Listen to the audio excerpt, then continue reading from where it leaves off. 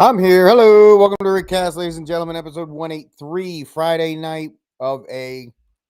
Sorry, that's my nicotine. A really long week has come to a close. And I got to say, first of all, thank you for everybody coming to hang out with me because Christian Wagner right now is absolutely lighting Michael Lofton on fire. And it was a pretty interesting live stream. So thank you for deciding to hang out with me instead, because hell, that was pretty good. He was doing a really good job. But I'm happy you guys are here. It's Friday. It's the 12th of September, and it has been a definitely a long week for a lot of us. And so first of all, let's see, Michael, we'll be praying for you this weekend, brother, to for a speedy recovery, and hopefully everything that you're dealing with will come to an end. All right, guys. So what are we looking at tonight? We're looking at kind of like, I guess we'll put a cherry on the end of this week that was being apparently Lofton said some nasty things about Charlie Kirk, and Christian Wagner was like, okay, and he's just been lighting them up on fire. So it's interesting to watch, and when you're done, you can go watch it. Or if you're coming, I just want to give respect to Wagner for a very, very impressive performance. What do we have on tap for tonight? Well, we have the conclusion of this week that was. Tyler Robinson has officially been arrested in the assassination of Charlie Kirk. And there's a lot of things to discuss when it comes to what happened this week, the response by the FBI, press conference today, and a bunch of other things that kind of just don't make sense when it comes to the Charlie Kirk assassination, how things are moving on, how the right is trying to recover from it, and what does the right do now. And so we'll talk about that, and then just to put a kind of a pin, a little bit of other news. We have the news that Trump is going to deploy the National Guard to New Orleans, and I think to Memphis too. So Lou, they're coming. You're getting relief soon, if you're into that kind of thing. But the idea is that this has been a heck of a week. It has been a monumental week, monumentous week.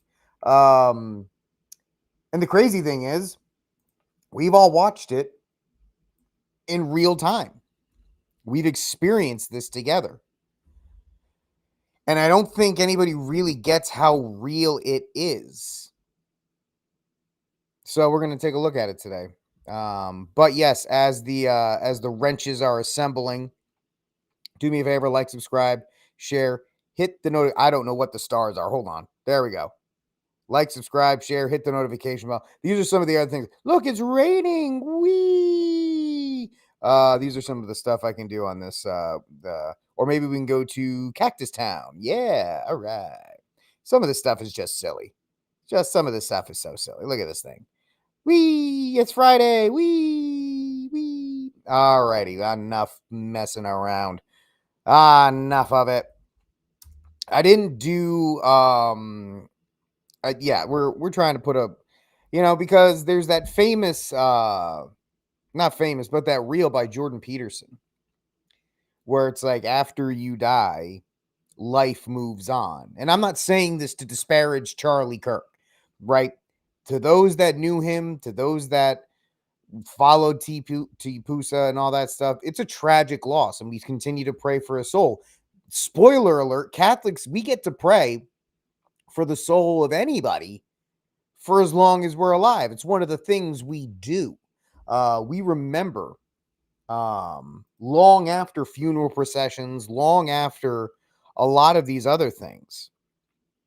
So I will continue to pray. When I pray, there's a long list of people I pray for every week at church. The souls of the faithful departed, and as you get older, the list gets older. The list gets longer, and I will include Charlie Kirk into those prayers. I will pray for his soul, uh, and I will pray for his wife and his two beautiful children. But now that we are 2 days removed, the suspect's been captured. How do we move on? How do we move on? The same with these, and people may look at me as being curt or cruel, but when you have experienced as much death as I have personally, uncle, exited out, if you know what I mean. Both my parents died. Grandmother. A lot of members of my family. I've gone through them. And Charlie's death is obviously a tragedy. If you've listened to the show long enough, my motto is, if you make it to 80 and then you pass on, yes, it's sad, but you had a good life. Charlie didn't even get to half of that. So yes, it's awful. And it's awful for the political right in some regards, because I think everybody was looking to Charlie to kind of keep the MAGA movement together. Now, who is it? The Daily Wire won't do it. The Daily Wire is only interested in the Daily Wire's business. Even though Ben Shapiro is now taking up the mic from Charlie Kirk. Honestly, I think that is the worst decision you could have made. Ben Shapiro is the last person that should be going to college campuses, especially the fact that college-aged kids don't like Israel on the right or the left. The only person I think that should have taken it up, and you guys may get mad at me, I think Milo Yiannopoulos is the only guy that could do it. I really do, but I've been a Milo fan for a long time, even though he despises people of my height. Just ask him; he hates short people. I love you, Milo, even though you don't like me. It's you get it. No, Ben's already said he's going to do it. Shapiro has said he's going to pick up the mic and do college tours. Right? Candace would be better. There's a bunch of people that would do it. But Ben, let me see if I can confirm it for you guys. Ben Shapiro college tour. News. So he said that maybe it's not college. Oh no, he says he has a college tour. So he's going to go out, and he said, quote, "We're going to pick up the bloodstained microphone where Charlie left it." So he's going to do his own campus tour. Maybe not with Turning Point, because Turning Point's got to, reassess what they're doing and see how they can continue without the man that powered it. And all organizations, whether CEO leaves, like Apple when they left, and I'm not comparing like the tragedy, but as an organization has to restructure when the CEO leaves. Look at Gustav Glock. He died very recently, and now people are wondering about the future of Glock and so forth. So this happens. But yeah, Ben's going on a college tour, which I think is the worst. The worst. He was funny back in the day, but he's too polarizing now. And yes, I will stand by it. I think Milo Yiannopoulos needs to be the guy. He's funny. He's charismatic. He's a great debater. And the reason I say this is like I said, I've been a Milo fan for a long time. The second thing is I will never forget when he was on Joe Rogan, and Rogan, you can find this, I think, still on YouTube.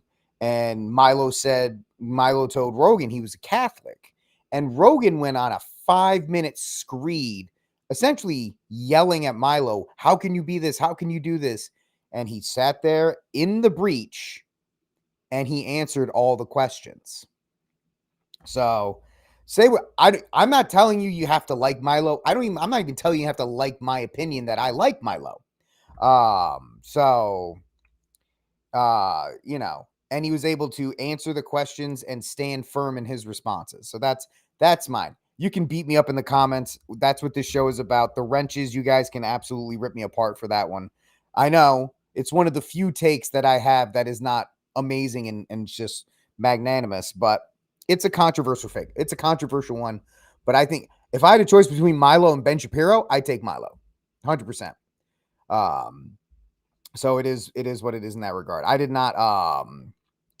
Uh I did not plan to talk about that, but it's just kind of off the cup. It just kind of came to me in that regard. But Turning Point USA has to reestablish what its mission is, A, and B, how are they going to implement that mission? Because the last thing they can do is like cut and paste somebody in their organization and try to do what Charlie did. That would be inauthentic. And I don't think they're going to do that. They still have a huge organization. They still have a lot of influence. But at the same time, like I said before, when when the founder leaves a company for whatever reason or an institution for whatever reason, it takes time for that. So it is what it is in that regard. But yeah, that's a bit of a controversial take. And I don't mind making that take because we don't have to agree with everything. The wrenches and, my toolbox can absolutely tell me I'm stupid. You guys have all the authority and so forth to do so. You just can't ban me. So it is what it is in that regard. But oh, is it Oktoberfest out? Yeah. You doing does Shriner have Oktoberfest, Brian? Because I may have to pick some up. But it is what it is in that regard. So we're going to talk about Tyler Robinson and how the struggle, there's two things that are happening in real time right now. The first one is control over the narrative over whether I here's the thing, Brick. I am stupid. I'm a normal guy with bad takes and good takes. I'm just a dude. I'm just a dude pretending to be a dude disguised as another dude. That's all what it is, man. And I don't mind. I don't mind that. And that's why I'm always just blown away that even, I have such a good group of people that hang out with me every night. I'm blessed. Oh, you don't have, you know, 25,000 subscribers. Yeah, I don't. But the people that ride with me, they are down for it. And so that's, what is it? If I can find 10 good men, I have that. And so that's why this show is as good as it is. And that's why I turn on this camera every night, because I like to hang out with you guys. I'm not even talking about this stuff. I like to hang out with you guys and get your opinions, even if some of you are wrong. So anyway, in real time, we have a struggle over Tyler.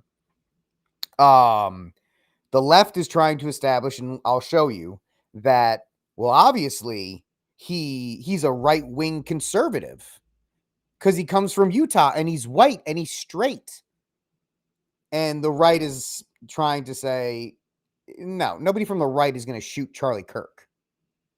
Even if you don't like him, you're not going to shoot him. You may throw a tomato at him one time, but like you're not going to commit an act of political violence to somebody like that. So the left is scrambling. The second thing, Lou, I am so magnanimous that I allow men and women. This is a gender. All sexes are welcome. Men and women are allowed because I am merciful. But the idea is that Tyler Robinson, oh yeah, absolutely, Michael. They are spinning overtime trying to make this a right-wing thing, which it won't. The problem is once the trial happens and once discovery happens and it will all get flashed out and fleshed out to see. But they're trying to control the initial narrative, which is not going to work. So let's get into it. But I held off on it for 2 days because I thought it was disrespectful. But this segment of the program, which I did not set up, you guys are going to have to watch it again. Sorry. I don't know why I do this every night because I'm silly. You also get my bad singing. Sorry about that. I didn't I didn't want to advertise on Charlie Kirk's death. I didn't want to do sponsors during the coverage, the initial coverage of Charlie Kirk, or any of that kind of stuff. I thought that was in bad taste. But we are moving further away from it. So the sponsor of this program tonight is tradflags.com. I'd like to thank tradflags.com for supporting the program, being the first sponsors to come out and support the program. Check them out at tradflags.com. Use the promo code RickCast. You can get 10% off your order. You use the promo code RickCast, and you will be able to get 10% off the Sorrowful Mother of Mary flag, and the flag of November, and the flag in December, or any of the flags or the mugs or the magnets or whatever it is. Check it out, tradflags.com, promo code RickCast. And yeah, this is the first time I actually decided to do some kind of promo, because I thought doing promos during the Charlie Kirk show or any of these other shows would be in bad taste. But as we move away from it, just like everything else, trying to get back into the normalcy routine. So the suspect in the assassination of Charlie Kirk is Tyler Robinson. And he is a 22-year-old. Let's see what USA Today is going to tell us. This will be interesting. Tyler Robinson, who is now the suspect in the murder, which words do matter. No, I don't want your crappy service. It was an assassination. It was not a murder. He was assassinated. Steve Cunningham made that point last night, and I think we need to continue to say that as well. He was assassinated. And he was assassinated for his political beliefs. He is a political martyr. He is not a Christian martyr. I like to use the word symbol. I see a lot of Catholic accounts using the word martyr. I'm not going to call them out or call them stupid or any of these other kinds of things. That's your choice. I'm not going to say negative or positive. But this is what the left is trying to convince you is, can I get this? Can I stretch this out, or no, it's stupid. All right, if you guys can hold on with me for one more second here. Come on, go back, go forward. Let's see who is. All right, let's go with the BBC. Though I'm sure they're a trusted source who will not in any way, shape, or form be that. So the man accused of fatally shooting, murdering, assassinating conservative activist Charlie Kirk has been identified as Tyler Robinson, 22, a Utah native who had been living with his parents for a long time, said authorities. Robinson was taken into custody on September 12th after a family member recognized him in the surveillance images of his father. So, well, Brian, that's, if Father Nix wants to say that, then Father Nix can say that. I'm not gonna go toe to toe with other Catholics about that. They're more than welcome to their opinion. I'm gonna express mine, and then there's no hate from me towards them in that regard. I'm not gonna say, well, they're wrong, because who am I? I'm just a moron with a camera. That's all I am. So it's interesting, but so yeah, and that's the thing, Michael. There are arguments to be made. Men much smarter than me can make better arguments on why they think he may be a martyr, and I will listen to him, and hopefully people will respect if I say I don't think that. Doesn't mean I don't like the guy or think the guy anything negative about him. But yeah, hopefully we can disagree on stuff. Hopefully we're at the place where we can disagree. Now apparently Robinson's father is the one who turned in his son, which is actually pretty crazy if you think about it. The only area where I claim or try to be a theologian when it comes to guns and Catholicism and teaching, because that's my tiny little wheelhouse, is guns and Catholicism and the mishmash of that. That's the only place where I talk about that. Everywhere else, I'm like, dumb, okay.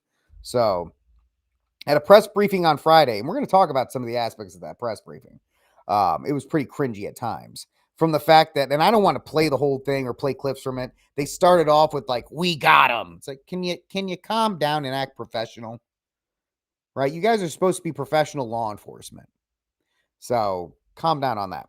The FBI declined to discuss Robinson's background, political leanings, or possible motive.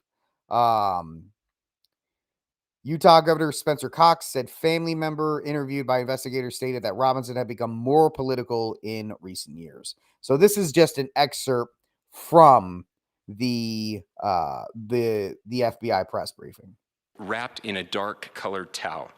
So what we're talking about, this is the part of the briefing where they talk about the 30-06 Mauser and the ammo that was found with it. Wrapped in a dark colored towel. The rifle was determined to be a Mauser Model 98 30-06 caliber bolt-action rifle. The rifle had a scope mounted on top of it. Investigators noted inscriptions that had been engraved on casings found with the rifle. Inscriptions on a fired casing read, "Notices, bulges, capital OWO, what's this, question mark." Inscriptions on the 3 unfired casings read, "Hey fascist, exclamation point, catch, exclamation point." Up arrow That's symbol, all right arrow, Antifa and symbol, and 3 wording. down arrow symbols. A second unfired casing read, "Oh Bella Ciao, Bella Ciao, Bella Ciao, Ciao, That's an Ciao." Italian And a third activist song. unfired casing read, "If you read this, you are gay, LMAO." So that's just some of the things. I didn't want to get into the whole thing on the press conference. The press conference was more of like this cheerleading rah-rah session for law enforcement. Which let's get this out of the way. Let's do this now. Very much like I was telling people, this feels like the Boston bombing. I even mentioned it last night to Cunningham. This feels like the Boston bombing where the assailants were able to sneak off and get away. And the only reason they did was because somebody other than law enforcement discovered them. In that case, I think it was the Asian whose car they took. He escaped and identified them. If he didn't escape, they wouldn't have identified him. Same thing here. The only reason the FBI is able to have this press conference and this rah-rah moment is because the father, which is a Chad move, by the way, turned in his son. If the father didn't do that, or if this kid went to any leftist organization and asked to be sheltered, I guarantee you they would have sheltered him. That's not crazy talk. That's exactly what would have happened. And so the FBI gets to have this rah-rah conference. And we'll talk about that in a moment. But they're talking about how there's no political leanings. They didn't want to do any of this outside of the wording that's on the casings. Okay, very interesting. So we have, let's get to this one first. And this is the rush that both sides are trying to do. The left more than the right. Because they have these pictures of him with guns because he's in Utah and his father was a sheriff. And so he was around guns growing up. So this is what the left would like you to know or like you to think of Tyler Robinson, 22 years old. White, straight, male, Christian, Republican, conservative background, Second Amendment supporter, experienced firearms user, a good son, 22 years old, outside of the murder, law abiding. Well, funny enough, the kid that did the shooting in the Annunciation, he was outside the law. Same with the person at Covenant in Tennessee. A lot of them tend to be outside the law until they're not. But this is the scramble you are seeing right now to try and make this a Republican thing. Oh, it's obviously Republicans because he's white and he's straight. We don't know that. We don't, wait, are you going to assume his sexual identity, Anonymous? Interesting. Christian. Okay. and so forth. And so it's very interesting. Now, the post-millennial has come out and said that the suspect was far left on everything, says high school friend. A person who was friends with Charlie Kirk's assassin, and see how post-millennial is using the correct terminology, revealed that the 22-year-old had begun embracing far-left views in high school. Now, people are saying he lived at home, Rick. It's the parents' fault. In fact, you have this smooth brain take from Rod Dreher. I don't know how people are jumping on the conclusion that college radicalized Tyler. He dropped out early and was going to trade school. We don't know yet, but it seems far more likely that he was radicalized. Look at this photo from 2013. It's 2025. He's 22.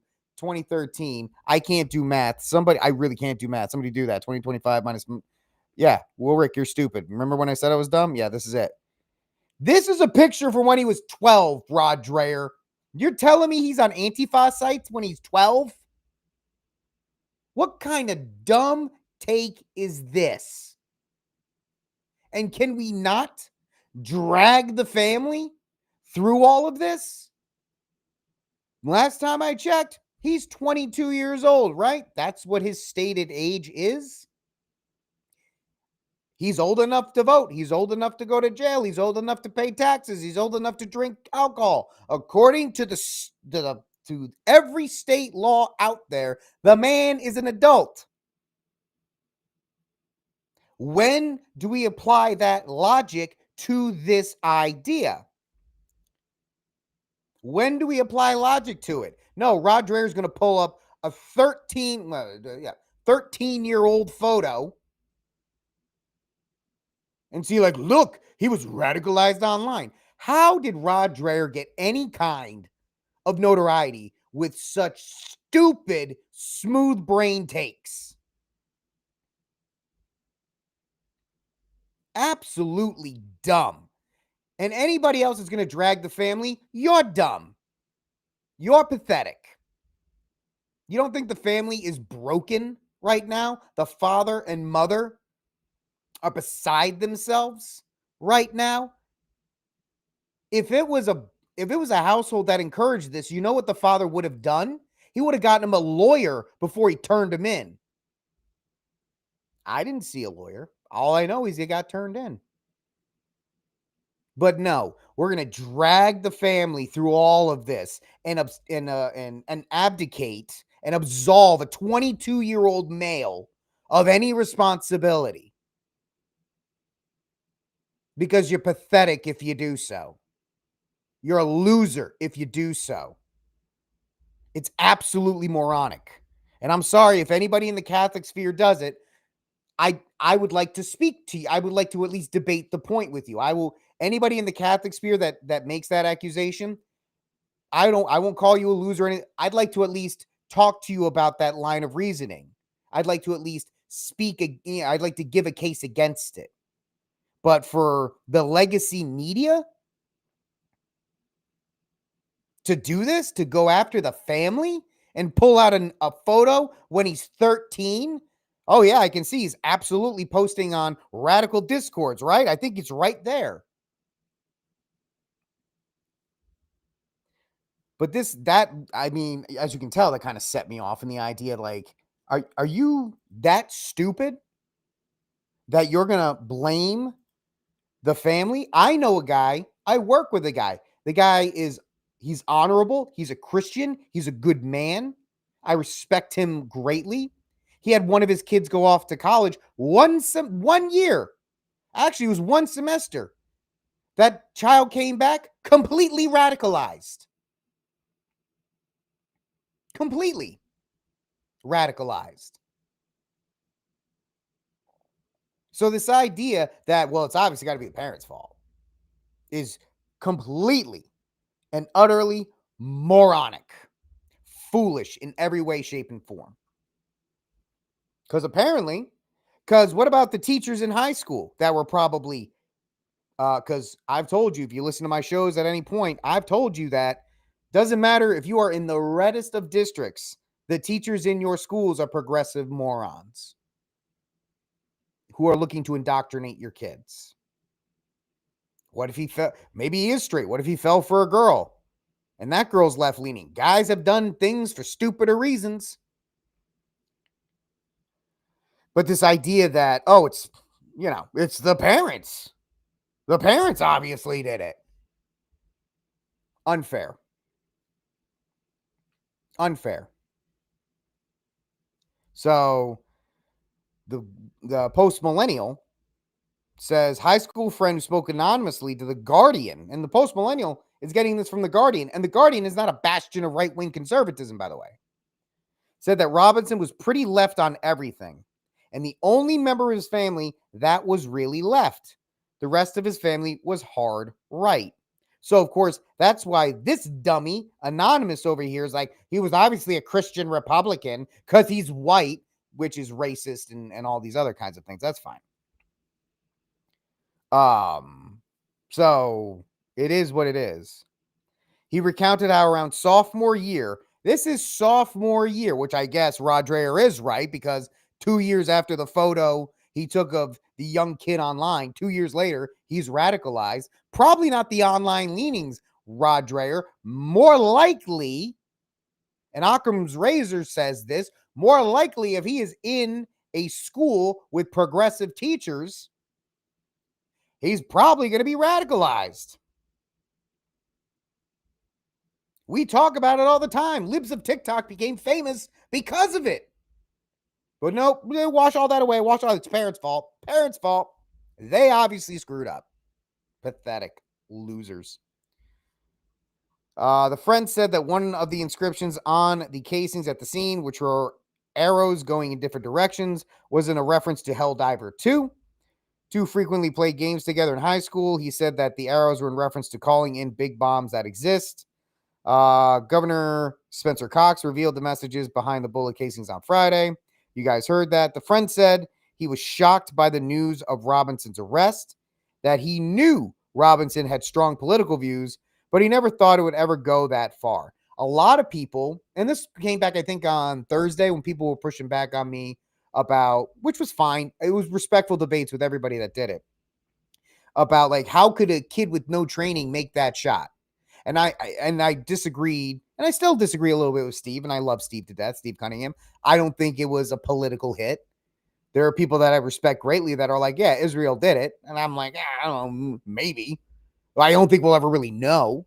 But if it is just Spencer Cox, not Spencer Cox, if it is Tyler Robinson, he had one thing that nobody takes into account.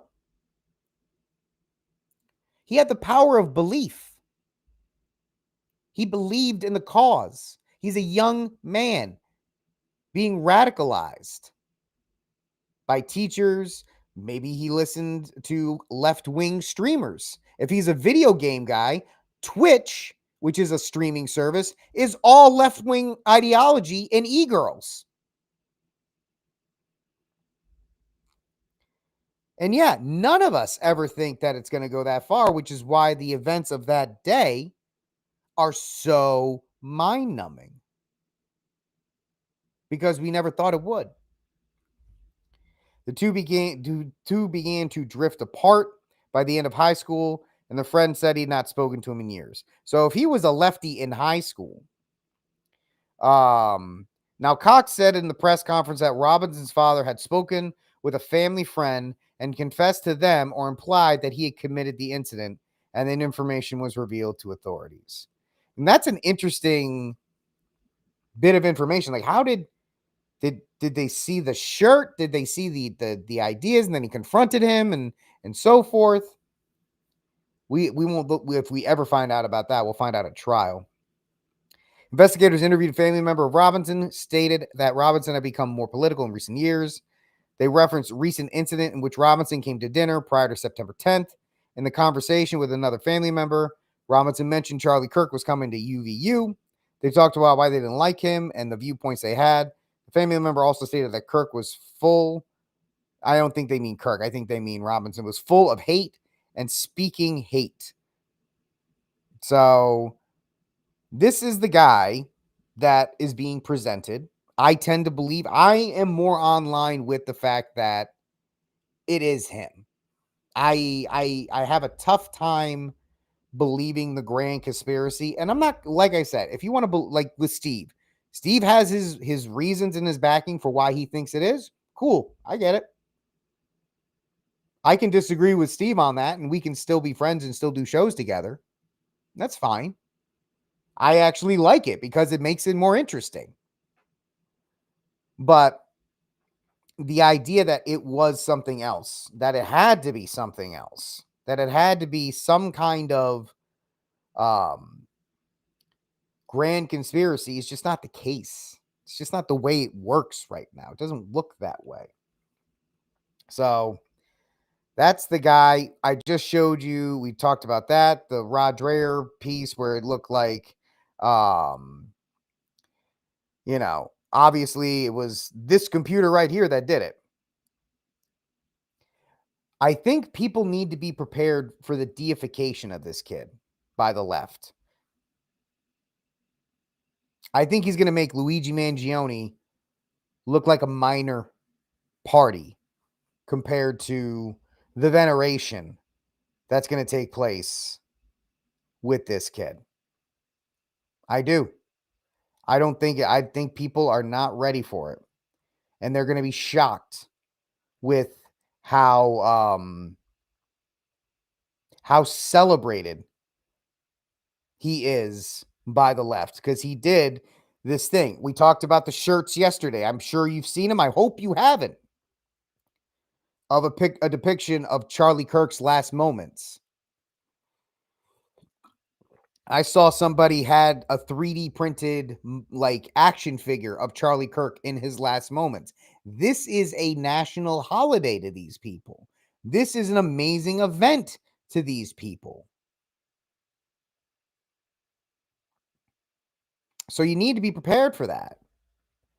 And I hope people are ready for it, because it's going to be tough to deal with. Now, let's get back to Anonymous Moron here, Anonymous Central. Trying to make this about MAGA and trying to make this about Christians and conservatives when the evidence is fully against them. Let's see if Breitbart News has it better than this one. 639 acts as of the writing of this. This was July 5th, 2018. These are the numbers of acts that leftists have pulled or incited violence for towards the right. Yeah. And it goes all the way to 2018. They haven't even chronicled 2019, 2020, and the BLM riots and Antifa there. And the attacks that have happened since then on anybody that dares to wear or express their opinions. It is something that needs to be taken into account. Like this, just look at this first one. James Cromwell. There will be blood in the streets unless Trump is stopped. New Jersey GOP congressional candidate receives letter threatening his children. This is 2016. 3 arrested for pulling a gun on a Trump supporter. Several shots fired at a truck flying Make America Great on I-465 in Indiana. And on and on and on. And we talked about this yesterday when Time Magazine came out with their Enough article and how they're trying to get ahead of this. Because all of these incidents, they were local. They didn't get any MS coverage. It changes after we all saw it happen. We all witnessed it happen. They cannot hide from this event, which is why they are freaking out about it. And I think it's pathetic. So that is Tyler Robinson. He's been arrested. I know Spencer Cox, the governor, said it takes about 3 days for the charging documents to be filed. It's Friday when they announced this. So Monday, when we come back, we'll have the official documents on the charging and what has gone on since then. But that's it. This is the guy. Tyler Robinson. 22 years old. And the left and people on the right, like Rod Dreher, are already starting to make excuses for him. Maybe he was just a dude who did a bad thing. Maybe he was just a kid who did a very bad thing, who acted on those impulses, who's driven by online motivations. He was going to trade school, and you don't think there are progressives in trade schools? Oh, just because you go to a trade school, it's ultra right wing and conservative now? The logic doesn't fit, but it doesn't shock me how foolish some of these people are. So let's I do want to talk about this real quick. Kash Patel's Valhalla moment, which has it's caught the most attention from the press conference. And it really is kind of sad how poorly the FBI is run by these people. So he did his speech about, the FBI did such a great thing, and we did it in record time, which, by the way, the FBI did nothing. And if it wasn't for the father identifying, talking, and getting him turned in, the FBI probably wouldn't have found him at this point. 4chan has a better chance of finding him than the FBI does, because there's too many FBI agents embedded in traditional Catholic circles and still going after conservatives to actually, enforce the law. The FBI is a useless organization except to terrorize the public. And Kash's performance the last couple days has been indicative of such a performance. And then he did this thing, and then he said, "We have the watch, and I'll see you in Valhalla," and walked away. And everybody went, "Aren't you Hindu?" Now, I want to give credit, and I want to shout out Guns and Rosaries, who's a vet. And let me see if I can find his tweet while I'm talking. Well, because he quote tweeted me like 3 times. It's a good post. I'm gonna give him a shout out on it. It's a very good post. Chris Lawrence, he's got something out there. By the way, I had a great time with Christopher Lawrence last night. Really is a good dude, and I think that his show needs more people to watch it. His show needs a lot more people to watch it. Let me see if I can find the first one. Oh, by the way, we had people calling for Civil War today, so I decided to upload the clip from The Patriot about the famous scene in The Patriot where Mel Gibson is like, "This war that you guys are calling on will not be fought on some frontier. It'll be in our streets and in our homes, and our kids will witness it, and the innocent will die with the rest of us." I think a lot of people need to remember that when they're calling for war. It doesn't make me a pacifist. If somebody attacks you or somebody threatens the life of you and your family, you take care of business. But this is not a crusade or just war that you guys are thinking about. But outside of that. Now, I wrote this. I think people, and because there was a lot of people like, why would Kash Patel say Valhalla, brother? A lot of white-collared, smooth-hand people, guys who clank keyboards all day. And so they must not be around a lot of vets. I worked at one of the gun range, actually named the gun range in Killeen, worked with a bunch of vets over there. And guess what, guys? Not every vet is a Catholic.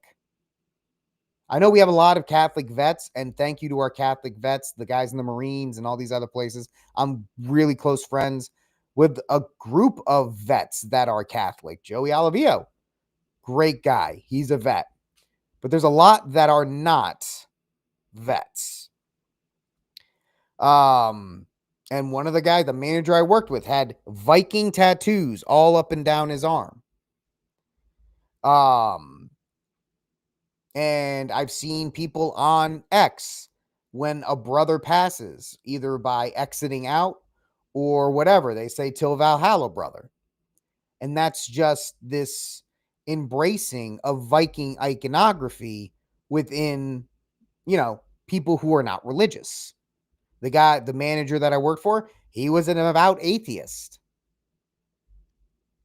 And so just trying to say, and of course, then it was like, are you defending it? And this is why I suck at Twitter. I'm sorry for the remark. I'm terrible at X because I don't phrase my words correctly. I'm not trying to validate it. I'm telling you why it came up in the first place. Now, Kash Patel is LARPing. He is not a vet. He's not a warrior. He's a friggin' podcaster who worked for federal agencies before. He has no business saying, till Valhalla, brother. But I want to call out Guns N' Rosaries. Very good post. I want to give him the respect he deserves on it. Valhalla is a pagan tradition. The scripture tells us Valhalla is also for those who are chosen last. And so, he talks about the fact, you guys can read it. He talks about how it's pagan is pagan. And yeah, that's why. But it's just embarrassing. And it's just LARPing. And it's him trying. You don't try to be tough. You're a 5'8" Hindu, and you're trying to, invoke Norse mythology. You're gonna sound like a dummy when you do it. Can you just, Kash Patel, do your job? Can you do your job, Kash Patel?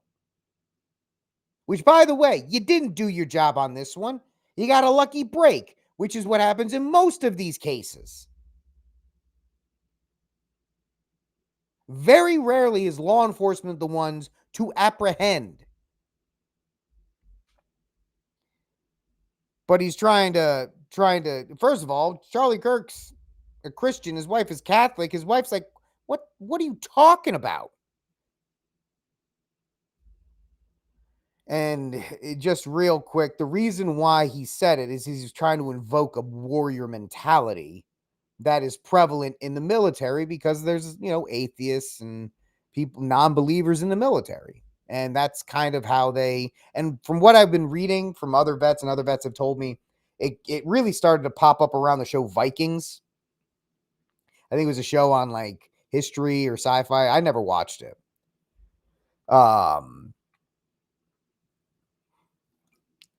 But apparently that's where it sprouted up. But he's getting, if you look at Kash Patel and you look at his Mossad girlfriend, the only way you can hear like, yeah, that doesn't match up. Yeah. So it is what it is, even though she's a professed Christian from Prager. But that's just my 2 cents here saying, Kash Patel, can you just be professional? Can anybody be professional? There's only one Trump. Trump gets to do all that stuff. You guys don't get to do it because you all sound dumb when you do. Just say, we miss you, Charlie, and hopefully you can rest. That's fine. That's acceptable.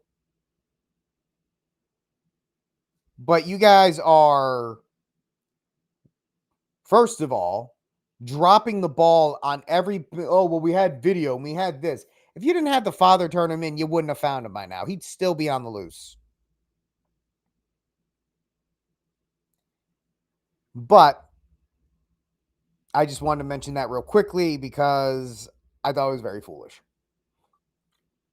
and not as tough as he is claiming it to be. So just again, can we not have the theater kids running stuff? Can we just get an ounce of professionalism here? And I know some people, and I'm so sick. I am so sick of hearing the podcast crews. I trust Kash and Dan. I trust Kash and Dan. I don't. I didn't hang out with them. I wasn't on their shows and I wasn't in their circles. I don't have text messages with Cash and Dan. They have a job to do, and they aren't doing it. They're failing it time and time again. But of course, because they were in the circles, they get a pass. Oh, it's I trust Cash and Dan. We got to give Cash and Dan time. Forget that. Why don't these guys actually step up and do something? Why don't they step up and do something? Instead of hiding behind, oh, well, we can't release this. Oh, we're doing that. Always an excuse from these guys. Always an excuse. Anyway, so that's my 2 cents on the Valhalla controversy, which is just so stupid. And it's just, looking for Kash Patel did not care about that press conference. Kash Patel was looking for a real moment. He was looking for a moment that would be on Reels and would be on TikTok and would be on Instagram and would be a quote that people would put on memes and all this other kind of stuff. And it's just like, nobody cares, dude. If you stink at your job, which you do, you look like a dummy when you say this stuff. It's that simple. All right, so that's what I got as far as updates with Tyler Robinson, the fight over the narrative between the two, between the right and the left, and the fact that Kash Patel and the FBI had a terrible press conference. And Spencer Cox, the governor of Utah, way too long talking about his own. Oh, Utah is great. Nobody cares.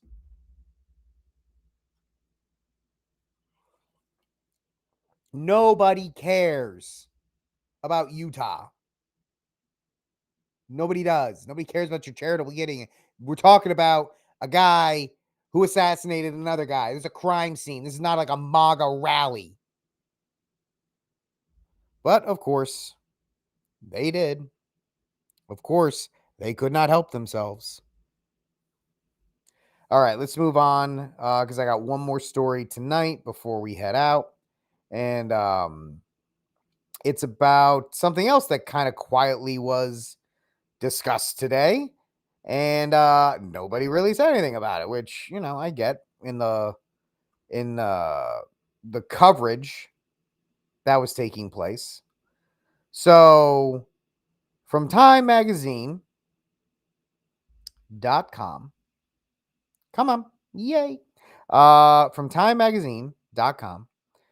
Trump says he will send the National Guard to Memphis. There you go, Lou. And I think he also said he was going to go to New Orleans as well. So President Trump said on Friday that he was planning to send the National Guard to Memphis, the latest in a string of cities he's threatening to deploy troops as part of a crackdown on crime. We're going into Memphis, he said. We're going to fix that just like we did Washington. Good luck. Lou can tell us, Memphis is in a lot of trouble. Memphis is a city that, Tennessee, Mississippi, Arkansas, it's right on the corner of all those states. No state wants to actually take Memphis. Yeah, I'm sure the people of Memphis, the good people, the leadership in Memphis is like, we don't need them here, even though Memphis is one of the scariest cities in the world. And I spent a summer there. I don't even live there. I don't even live there. My joke is the only way to visit Memphis is 100 miles an hour on the highway as you drive through it.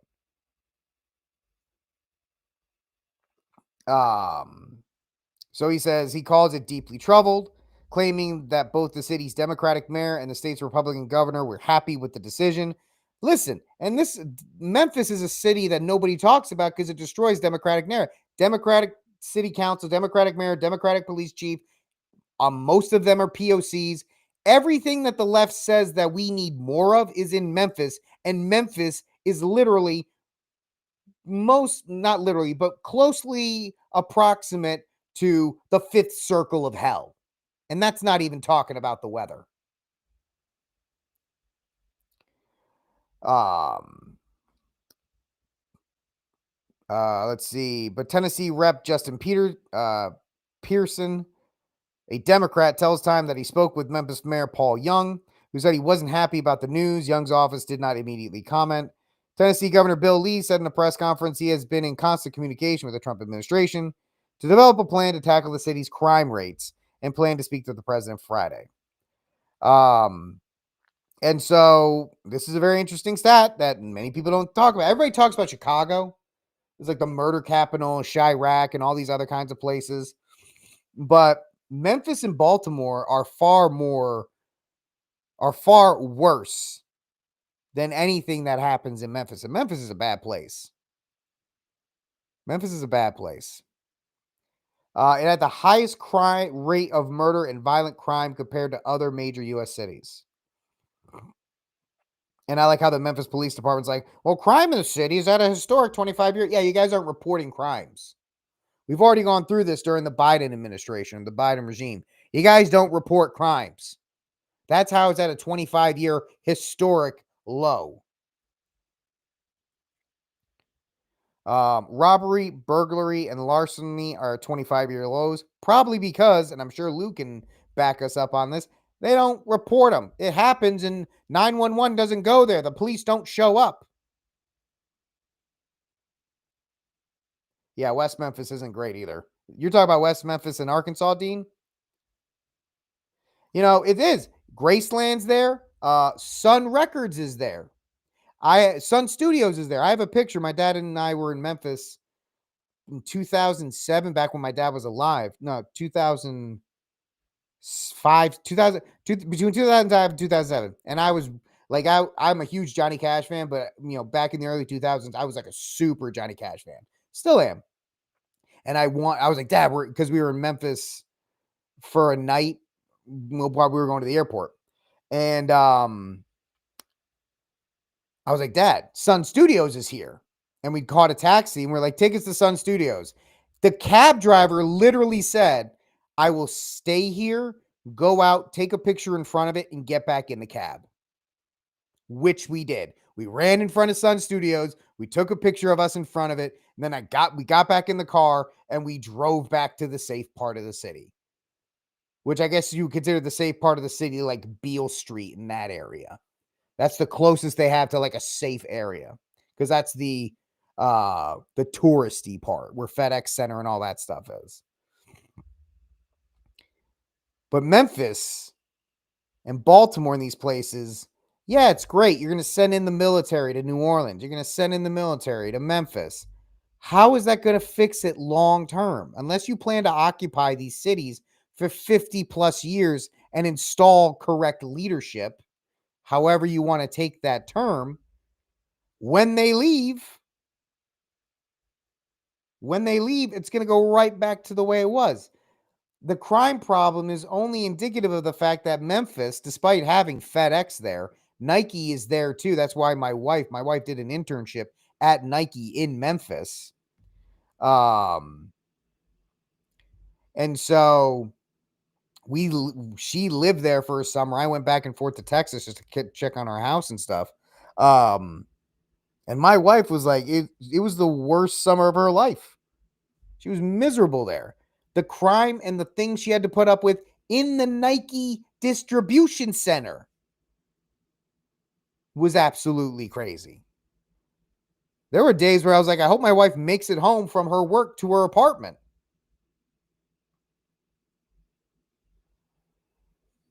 But this idea that, and I get it, it's going to look good at first. It's a nice photo op at first. They'll go in and they'll be, they might even, it might be fine. And G Money, you're right. Nike has a distribution center.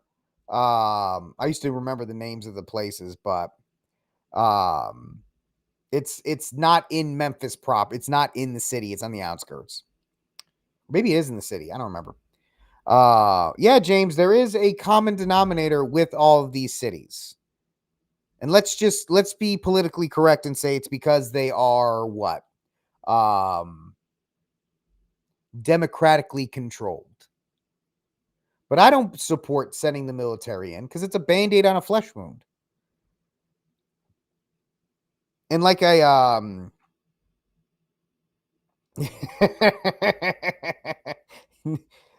no, in addition, Empire, Memphis is the only place where it tells you like you're speeding. It's like 55 miles an hour and it's red when you go over. It actually says you need to go faster. You need to go faster. Get us, even the GPS is like, get us out of here now. But there's no long-term solution to this, and that's why I'm not a fan of it. Oh, Rick, I'm not hating on it. What is the long-term strategy behind putting troops in these cities? It's going to decrease the crime rate. For as long as, unless you decide that you are going to occupy these places, then you need to call back all the active duty military from around the world. And by the way, yeah, I know Steve Cunningham, Posse Comitatus. I'm with you on that, brother. But we're long past that at this point. So the entire idea is it's a short-term thing for Trump to look good. And maybe there's a bit of, hey, it'll help bring the crime down. Maybe he does think that's going to be maybe it is. Maybe it is an attempt to do that, but I don't like it and I don't support it. And that doesn't mean, I can disagree with the president on this. I can say it's a dumb idea to put the military in there. But he has announced it. I think he announced New Orleans too. National Guard, New Orleans. Let's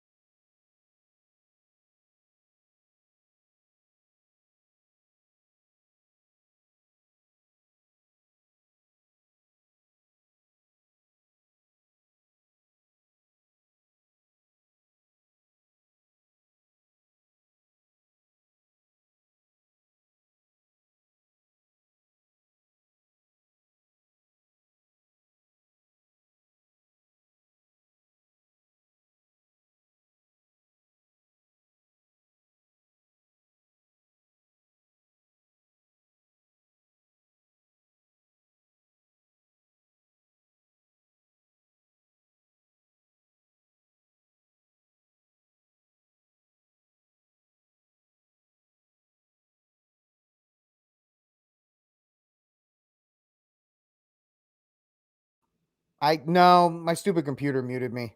Anyway, hello. It looks like President Trump is going to deploy the National Guard to Memphis and to New Orleans, according to leading report. Outside of that, I don't know if it's actually going to happen or not, but it is what it is in that regard. So, yeah. No, I'm not muted anymore, but I am. Thanks, guys. I want you to listen to Governor Fat Pritzker talking about why Trump has to send in the military.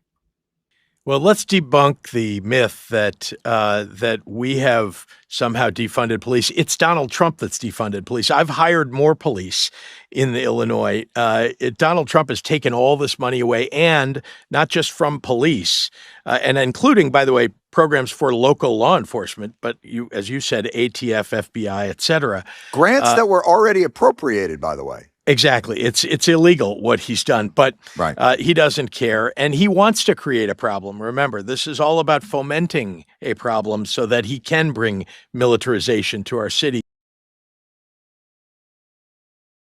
I think it's cute that Fat Pritzker wants to say something like that when you have, and it'll eventually come up on the screen because my computer is like, yeah, we're not going to work tonight, but that's fine in that regard. Governor Pritzker's defund the police. All of these Democrats wanted to defund the police. All of them do. And the problem is, much like that, and of course, it's not going to load. My computer is about to take off on it. It's about to take off like a spaceship. It's running so many programs right now. Jon Stewart and these people give them a voice. Jon Stewart's not anything. He's going to be like, oh, yeah, you're right. Instead of saying, you wanted to defund the police back in 2020. What are you talking about? Which is why we have this right now. But that's what we have. Looks like Trump is going to send in the National Guard at least into Memphis. Looks like New Orleans will be up after Memphis, Tennessee. Whether that's a good thing or not, I don't know. I don't like it. I know other people will make fun of me for not liking it, that I'm wuss or whatever. We got to crack down on this crime. The only way that's a state thing, guys. People in those cities have to get tired of it. And I know you guys are going to laugh. They got to, the vote works. They have to vote their way into it. They got to vote their way out of that crisis. And I know you may look at me like I'm an idiot, but that's the only sensible solution right now. Federal deployment of troops. And I know Michael and I have gone back and forth when DC, when they were talking about this, and Michael Thomas had a good point saying, and that's why I like the back and forth. You know, these Democratic mayors, and in some cases, Democratic governors, have forsaken their oaths to defend the people of these cities. And so I guess it's up to the federal government to enforce the law. I may not agree with it, but I understand the logic behind the argument. I understand it. Like I said, I don't have to agree with that logic. But it is what it is.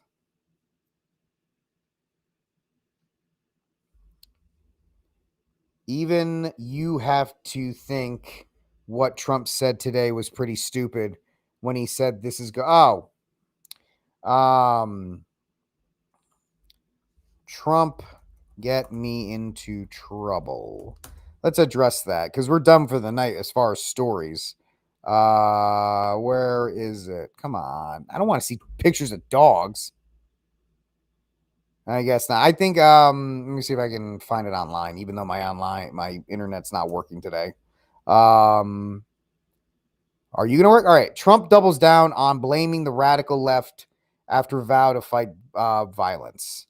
So this is what he said: the radicals on the left are the problem. They're vicious and they're horrible and they're politically savvy, and they want men and women sports. No, I don't think that's stupid. And were you with us earlier in the program, Steph? Because we have receipts to back these things up. So I give to you, Steph, hundreds of actual examples with links of left-wing violence. That only goes to 2018. We're not counting Black Lives Matter. We're not counting Antifa. And I know what you're going to say, Steph. January 6th. Brr. I get it. Okay. But the list, this is from 2016, 2017, 2018. Up until 2018, there were 689 documented cases through local news of left-wing violence towards Republicans or anybody that was MAGA, right? A Bernie Sanders supporter shot up Steve Scalise. That's a fact. So when Bernie comes out and says that stuff, a left-wing neighbor of Rand Paul put him in the hospital. Black Lives Matter funded the riots across this union in 2020. And Black Lives Matter is an openly left-wing organization. So I don't think he's wrong when he says that. In fact, it's the first time we've actually, outside of your January 6th, Stephanie, what is another example of right-wing violence? I would like you to give me your example. January 6th is off the table. Can't say it anymore. What else? What has the right done? I'd like to know. That I'm giving you an open invitation. What are you thinking outside of January 6th? A concrete example of right-wing violence proven in court or backed up with local news. I'd like to know. And if you can give me one example, does that offset the 689 examples? Iraq. Okay, true, Peter. Right-wing violence in the United States. Right-wing violence here in the United States, not the military industrial complex bombing Venezuela, which I don't know why we're doing. I mean, Minnesota this summer, that wasn't a Trump supporter, that was a Democrat. Charlotte. Oh, you're talking about Charlottesville? I'll give you Charlottesville. That's 2. Minnesota, I covered that story. That was a left winger. Of course, the initial guy was a left winger who worked for both parties. Then that story disappeared, and then they conveniently said he was a right winger. I'll give you Charlottesville, and I'll give you January 6th. So we have at least 700 documented cases of political violence by the left and 2 by the right. I think you got me on that one. Okay. You got me. All right. We should give up everything because right wingers did things twice. And that's not even the fact that there are countless examples of Chuck Schumer when he said, we're going to go into these conservative districts and they're going to vote our way or else. Or any of the other hundreds of examples. So it is what it is. Stephanie, I appreciate your contribution to the conversation. Thank you. Our resident leftist, Stephanie. We love Stephanie.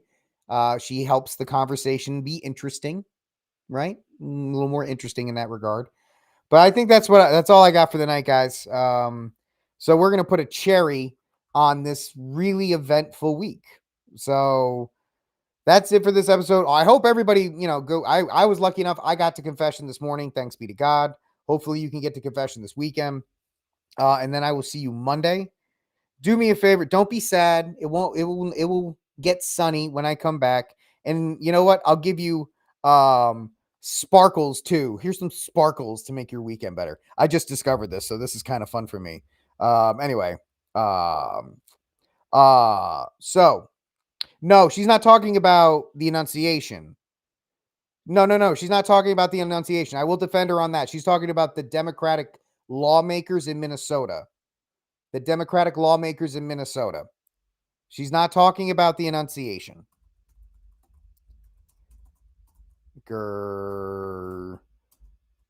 Minnesota. So that I will defend her on that. I don't believe she's talking about the Annunciation. I'll give her a pass. I don't think she is. Anyway, guys, we're getting feisty in here. God bless. You all have a safe weekend. I will talk to you on Monday. And as we are ending this week's shows, God bless and have mercy on the soul of Charlie Kirk. Good night, y'all.